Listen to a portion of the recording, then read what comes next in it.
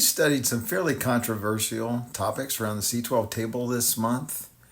Rather than focusing on the various opinions and biases that we all brought in relationship to concepts such as diversity, equity, inclusion, and other social related issues, we chose rather to ask the question, what's God's heart on this matter? As we looked at it, we realized that God's heart is for the world.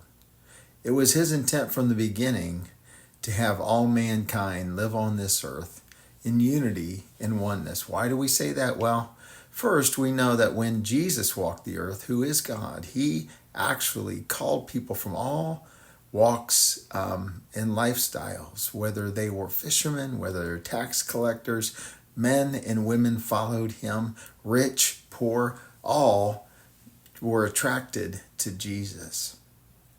Unfortunately, today in our society, we really haven't learned how to get along when we have different viewpoints, but yet we still can have a way to love each other and accept each other with a variety of viewpoints. The world hasn't figured it out, and as we study and learn this month, we realized in a business with a common culture and a common language, we very well might be the way that God brings the next revival to the workplace, which is what Billy Graham said prior to passing.